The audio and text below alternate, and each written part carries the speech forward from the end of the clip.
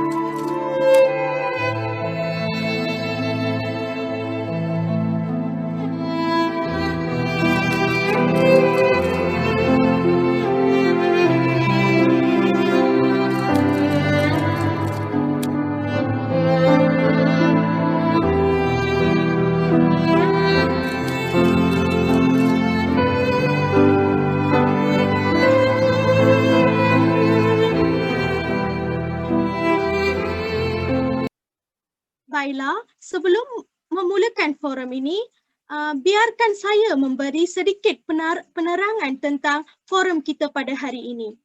Forum kita pada hari ini adalah berkaitan dengan tajuk isu pencemaran alam sekitar. Isu pencemaran alam sekitar merupakan masalah yang menjadi liputan utama akhbar masa kini dan ia semakin hari semakin serius sejak akhir-akhir ini. Banyak punca dan penyebab kepada perkara ini yang antara lain disebabkan pembangunan yang tidak terkawal dan pertambahan penduduk yang tinggi, terutamanya di bandar besar yang menyebabkan semakin banyak sumber yang diperlukan untuk meningkatkan hasil pengeluaran bagi menampung kehidupan dan penggunaan penduduk. Ramai orang pada masa ini sedar akan kemerosotan alam sekitar. Kemerosotan alam sekitar telah mencapai krisis dan boleh dianggap sebagai bencana. Di antara perkara yang diberi perhatian termasuklah situasi pencemaran di bandar-bandar besar, kesesakan lalu lintas, banjir kilat, pencemaran air, pencemaran udara, bunyi dan tanah. Tidak dapat dinafikan bahawa pembangunan adalah amat penting untuk kemajuan sesebuah negara. Namun, pembangunan yang tidak mengambil kira atau tidak diseimbangkan dengan kemampuan alam sekitar sudah semestinya akan menyebabkan konsep pembangunan berterusan tidak dapat direalisasikan. Akibatnya, bukan hanya generasi ini akan saja yang mengalami masalah, tetapi generasi masa depan akan mewarisi masalah yang wujud pada masa ini. Itu tadi penerangan saya serba sedikit tentang isu pencemaran alam sekitar. Maka dengan itu, marilah kita sama-sama bertanya pandangan-pandangan daripada ahli-ahli panel jemputan kita. Baiklah, kalau boleh, saya ingin bermula dengan Setiausaha Jabatan Alam Sekitar, iaitu Puan Harini. Puan, dalam tempoh, itu hanya pemerhatian saya di mana dalam tempoh 2 Dasawarsa ini, adakah petunjuk yang menunjukkan kesedaran alam sekitar ini meningkat dalam konteks negara kita? Silakan Puan. Baiklah, terima kasih Saudara Revathi Ganesan dan rakan-rakan siswa semua. Jawapannya ada dan kadang-kala tiada. Ia bergantung kepada semua orang. Tetapi, kita lihat perkembangan semasa di dunia dan juga di Malaysia. Kesedaran itu memang ada petunjuk dan petunjuk-petunjuknya memang bagus. Namun, penglibatan dan komitmen belum mencapai tahap yang kita harapkan. Penyelesaian yang ada atau tiada. Penyelesaian itu harus datang daripada setiap individu. Jangan hanya bergantung kepada pihak kerajaan. Tetapi kita semua mesti tanya pada diri kita sendiri, kumpulan kita dan komuniti kita. Kerana bila Saudara Revathi menyebutkan mengenai kelestarian yang dikejarkan oleh dunia pada hari ini membawa kita kepada komitmen Malaysia bersama-sama untuk mencapai 17 SDG iaitu Sustainable Development Goals. So, Malaysia pun ada Sustainable Development Solution Network iaitu SDSN. Ini merupakan pengharapan kepakaran ilmu dan kebolehan kita semua sebab usaha untuk mencapai ini mestilah bermula daripada atas ke bawah dan bawah ke atas. Dan di sinilah kita semua mesti membawa semua jenis ilmu termasuk ilmu tradisi, termasuk ilmu di kampung-kampung, pengetahuan lokaliti. Sebab sentiasa dilontarkan cabaran berfikir secara global, mencari penyelesaian di peringkat lokal. Saudari, di sinilah peranan kita sebagai pendidik. Kalau kami daripada dunia akademia dan dalam konteks kelestarian, kita memerhatikan kepada potensi anak muda secara majoriti yang ada di negara kita. Buatlah penyelidikan dan penyelesaian sama ada dari segi teknologinya yang kini diutarakan, teknologi hijau dan juga dari segi pemikiran dan tingkah laku seperti cara hidup, thinking, lifestyle, action. Ini semua perlu dilakukan. Dalam konteks ini, kita perlu membawa rakan-rakan perniagaan dan industri. Kejayaan di Malaysia memang dikagumi dunia. Namun kalau kita lihat ini diperhatikan oleh dunia dan siswa-siswi dan semua rakyat. Kita diperhati dunia. Dunia hari ini bergerak macam mana pun mesti ada satu ranking sistem. Kalau dari segi prestasi dalam alam sekitar Malaysia. Berada di tangga 63 daripada 180 negara. Maknanya 1/3 yang di atas. Tetapi ada satu lagi ranking yang dihasilkan oleh World Resources Institute yang disebutkan Environment Democracy Index. Di sinilah 70 negara dipantau. Sayangnya Malaysia agak-agak corot, kedua dari bawah. Mereka memantau dan mengatakan kita semua tidak memberi peluang bagi keterlibatan rakyat dalam proses membuat keputusan dan dasar mengenai alam sekitar. Jadi di sini satu indeks menunjukkan kita bagus. Dan indeks yang kedua pula kurang bagus. Namun ini memang kalau ranking dalam perniagaan dan sebagainya, kita lontarkan pula Malaysia memang membangun. Selagi kita membangun, selagi kita akan memberi masalah-masalah kepada alam sekitar. Namun, gagasan dan gerakan kita semua sedunia ialah majulah dalam bidang ekonomi. Tetapi, majulah dengan berhati-hati, berhemah dan penuh etika.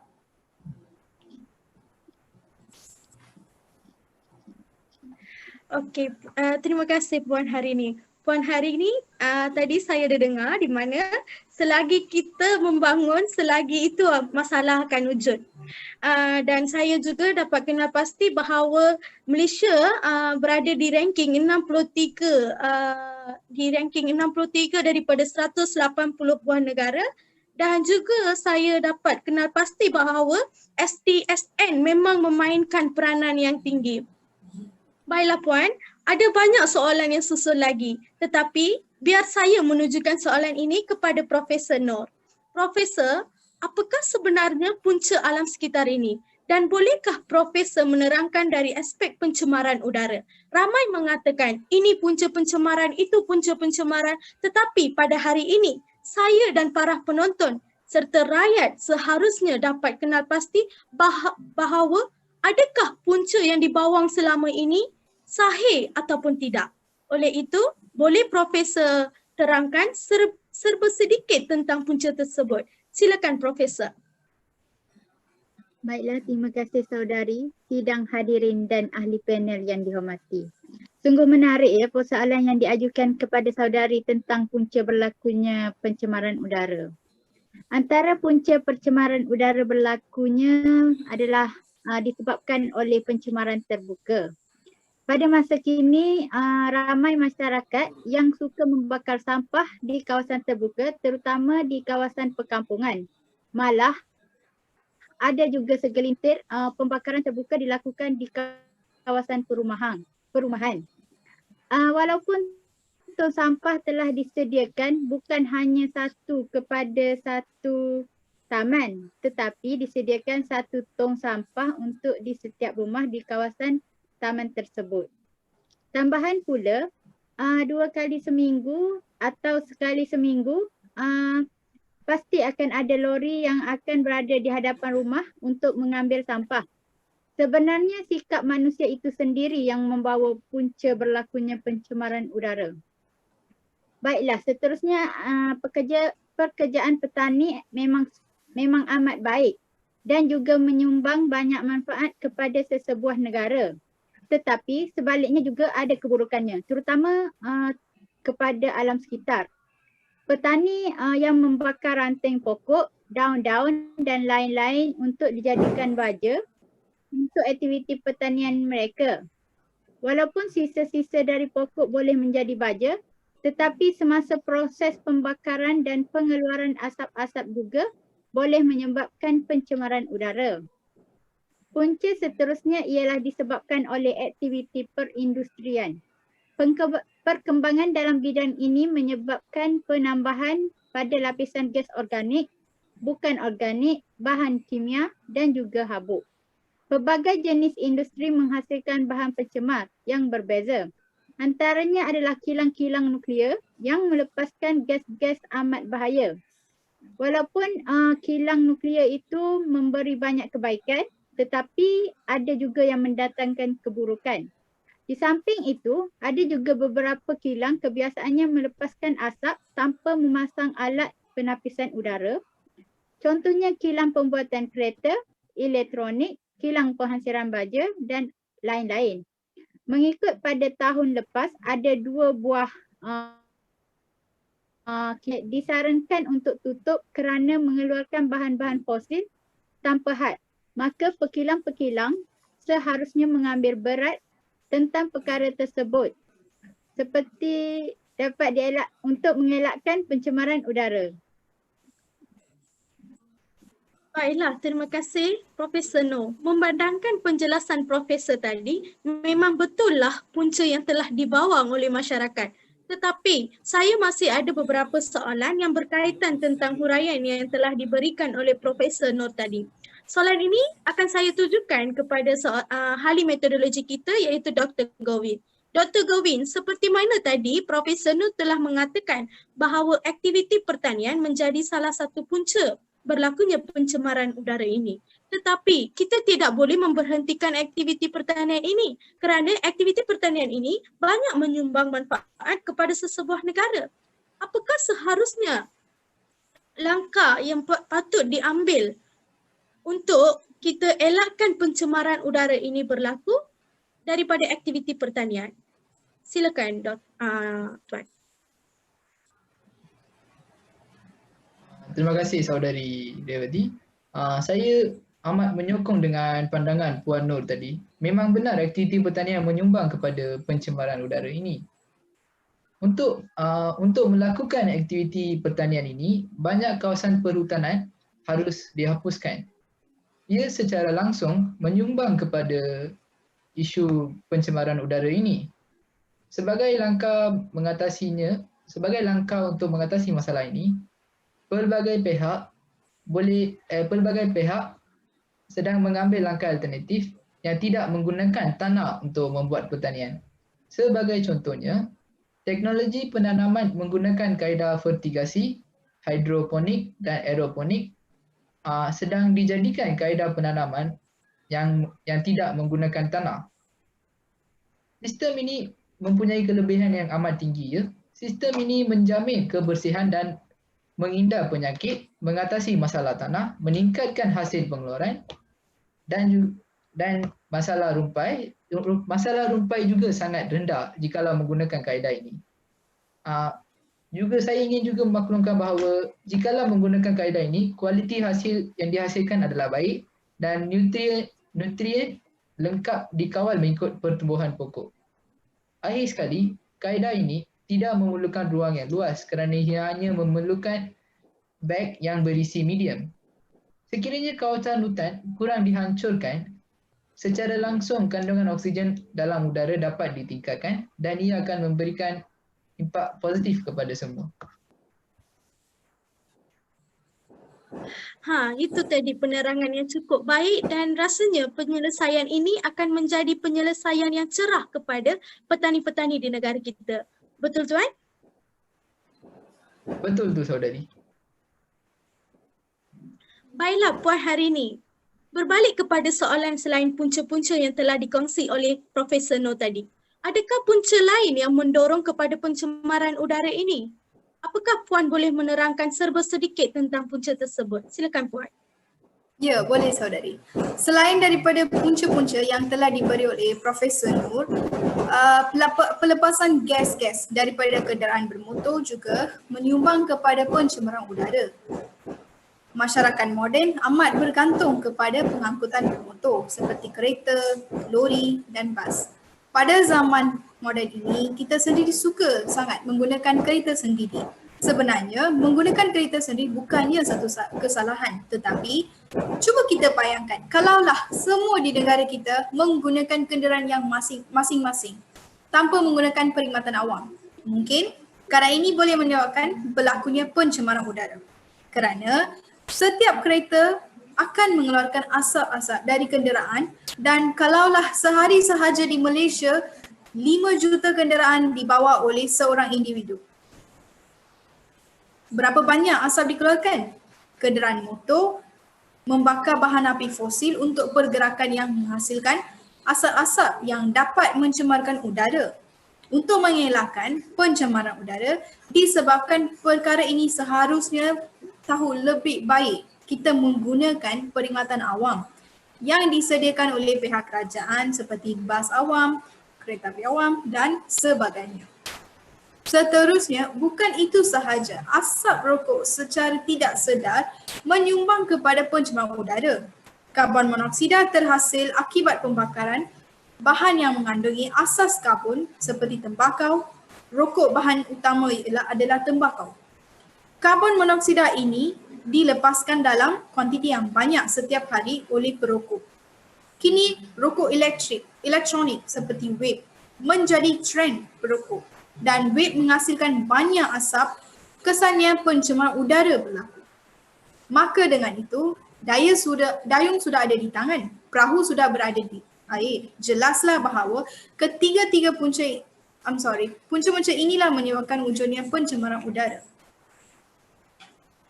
Terima kasih Puan. Berdasarkan huraian yang telah Puan berikan, itu memang bernas nampaknya. Tetapi pada masa yang sama, saya ada soalan lagi. Soalan ini saya akan tujukan semula kepada Profesor Noh.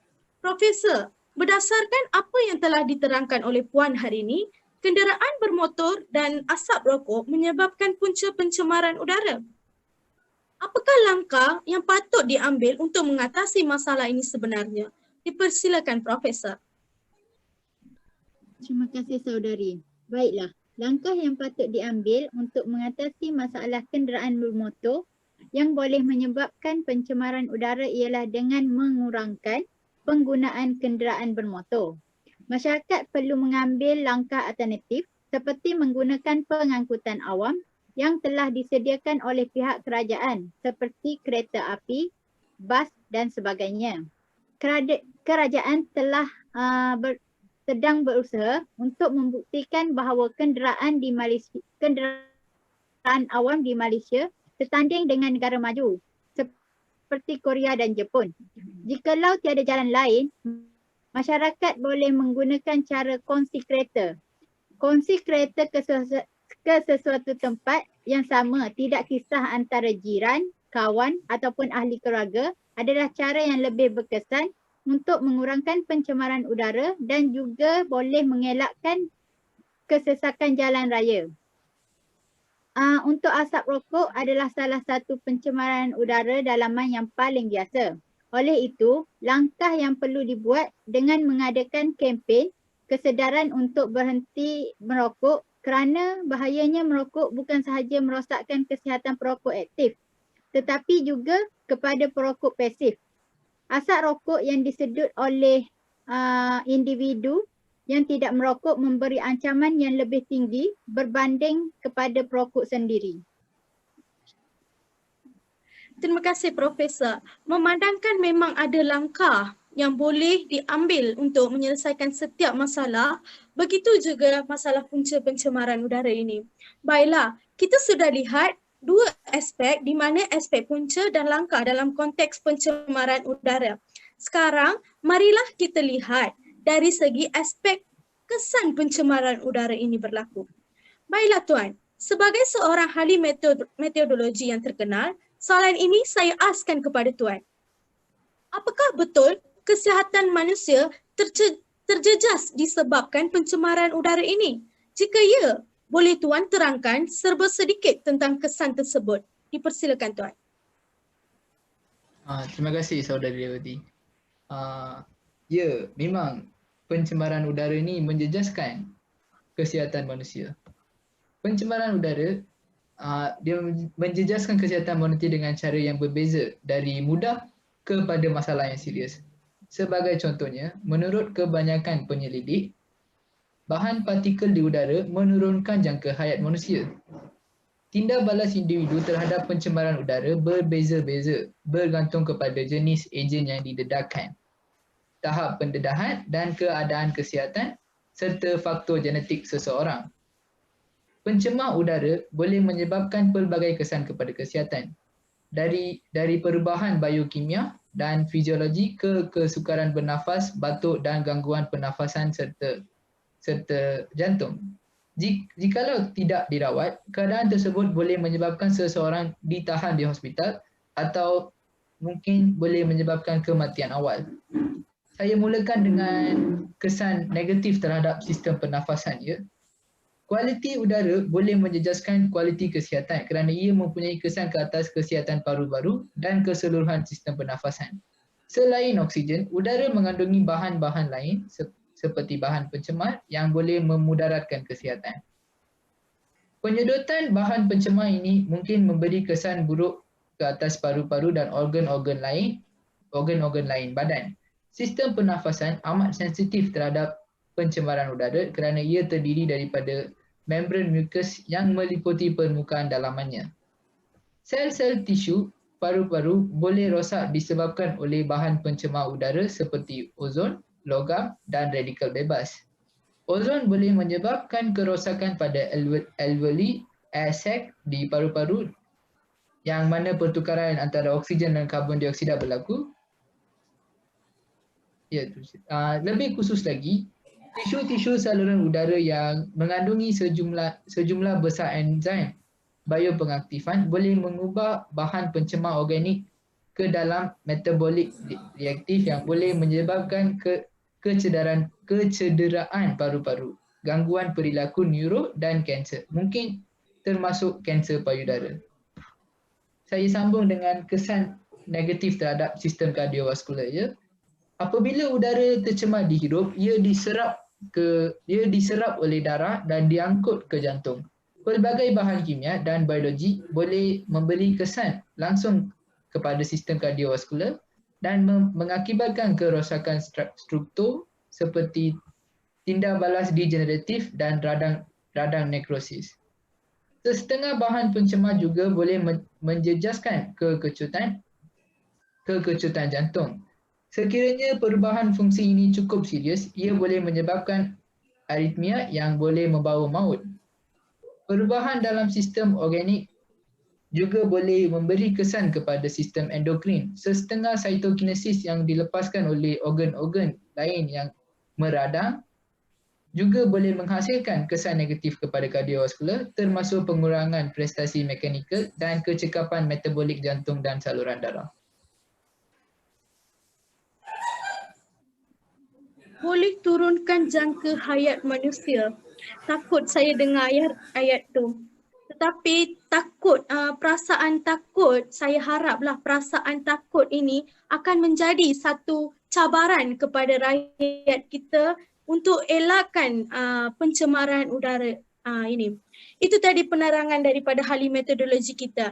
Baiklah, Puan Harini, adakah kesan lain yang wujud daripada pencemaran udara ini? Apakah pendapat Puan berbanding penjelasan yang Tuan Govin sampaikan tadi? Silakan Puan. Baiklah, pencemaran udara ini memang memberi kerugian kepada ekonomi negara. Kajian-kajian yang telah dilakukan ke atas Malaysia dan negara-negara lain menunjukkan pencemaran udara jelas memberi impak negatif kepada ekonomi.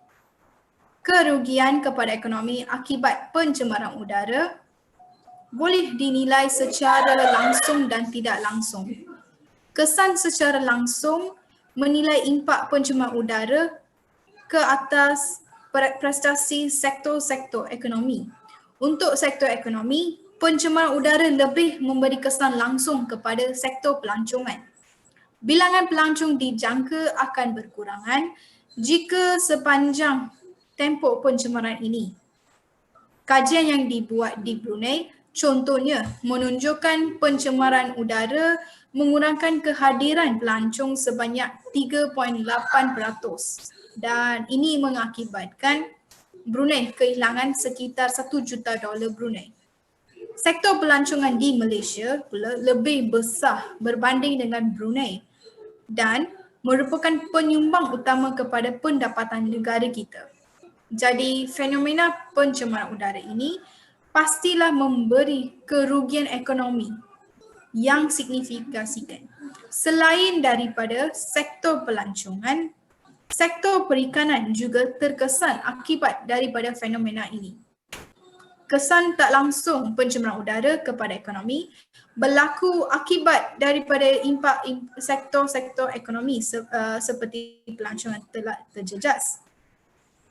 Penurunan kehadiran pelancong akan memberi kesan kepada perbelanjaan ke atas perniagaan perhotelan dan restoran, membeli belah dan pengangkutan. Begitu juga penurunan bilangan tangkapan ikan berpotensi meningkatkan harga ikan di pasaran.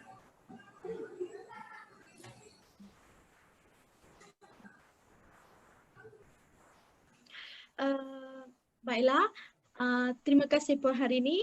Nampaknya pencemaran bunyi juga memberi banyak impak negatif kepada masyarakat kita. Seperti mana tadi kita telah bincangkan pencemaran udara menjejaskan kesihatan seseorang manusia, begitu juga pencemaran bunyi ini. Sekali lagi saya ucapkan terima kasih Puan hari ini atas pandangan tentang persoalan yang telah saya tujukan kepada Puan. Baiklah, selesai juga dua konteks yang telah kita bincangkan, di mana pencemaran udara dan pencemaran bunyi. Sekarang tiba masa untuk kita berbincang konteks ketiga, di mana berkaitan dengan pencemaran air. Profesor Nur, adakah negara kita pernah menghadapi masalah ini atau sedang menghadapi masalah ini? Dan apakah punca utama berlakunya pencemaran air? Silakan Profesor. Terima kasih saudari. Antara dua punca pencemaran air adalah pembuangan sisa toksik dan juga aktiviti pertanian. Pembuangan sisa termasuk sisa cecair dan juga pepejal. Sisa cecair seperti tangki septik dan cesspool menyebabkan pencemaran secara terus. Sisa yang terturas di tanah yang menyebabkan kenaikan BOD, COD, nitrat dan juga kimia organik yang berkemungkinan virus dan bakteria dalam air tanah. Selain itu, pengklorinan dan penggunaan bahan kimia untuk membersih sistem septik boleh menjadi pencemar tambahan. Penyebab utama pencemaran sisa cecair bagi air bawah tanah adalah akibat aplikasi tanah sisa buangan dan juga bahan buangan. Tanah buangan pembandaran dan sisa pepejal industri adalah antara punca pencemaran air bawah tanah. Sisa yang ditanam di hujan dan juga permukaan dengan pembuangan lekrik yang terhasil mengandungi peringkat tinggi BOD, COD, nitrat, klorida dan juga unsur surih yang boleh menurunkan kualiti air bawah tanah. Selain itu, perebutan biokimia bahan organik dalam sisa menghasilkan gas metana, CO2, NH4 dan H2S yang boleh berpindah melalui zon kering ke tanah berhampiran dan menyebabkan bahaya seperti letupan metana. Timbungan barang dan sisa susulan merupakan pencemaran air bawah tanah. Pemendakan jatuhan ke atas timbungan ini menyebabkan penghasilan lekrik dan diserap oleh tanah. Lekrik boleh mengandungi logam berat, garam-garam dan bahan pencemar organik dan inorganik dalam air bawah tanah.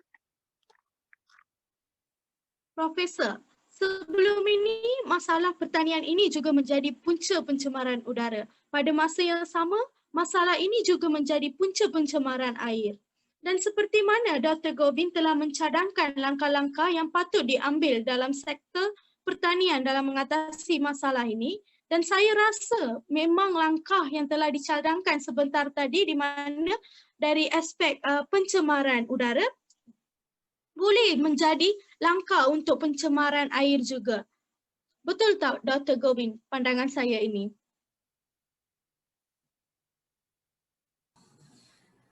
Memang betul tu pandangan saudari, di mana sebentar tadi saya ada cadangkan beberapa langkah bagi sektor pertanian dalam konteks pencemaran udara, boleh juga diguna pakai dalam konteks pencemaran air di sini. Baiklah, terima kasih Tuan. Baiklah Puan Harini. Memandangkan tadi Profesor Noor mengatakan bahawa pembuangan sisa toksik ke dalam sungai merupakan satu punca berlakunya pencemaran air. Apakah kesan di sebaliknya perkara ini berlaku? Bolehkah Puan memberi pandangan Puan terhadap isu ini? Silakan Puan. Okey, baiklah saudari. Pencemaran ini air menyebabkan berlakunya perubahan dari segi kandungan, keadaan dan warna sehingga tidak sesuai dan akan memberi kesan terhadap hidupan. Kesan yang akan dialami oleh manusia seperti cirit-birit, muntah dan sakit perut. Pencemaran ini berlaku dari segi biologi, kimia dan fizik.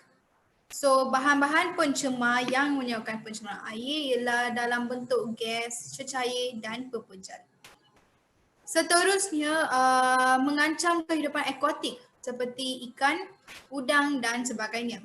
Baja dan racun perosak yang digunakan oleh petani juga dibawa oleh air hujan seterusnya mengalir masuk ke sungai.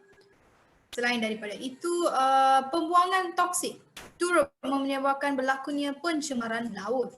Masalah ini berlaku disebabkan oleh berlakunya tumpahan minyak dari tangki dan pelantat minyak turut merebah ke laut. Kesan daripada itu menyebabkan hidupan akuatik seperti kerang, hidupan liar turut musnah seterusnya. Memungkinkan habitat tersebut pupus.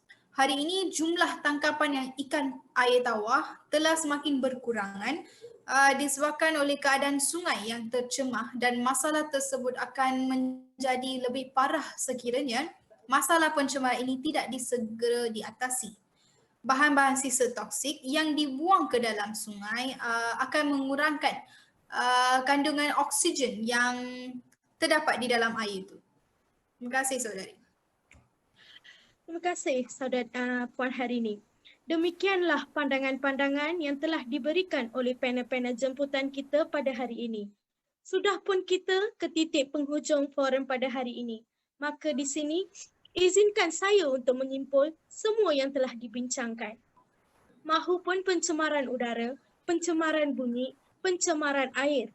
Ketiga-tiga konteks ini amat berkait rapat antara satu sama lain.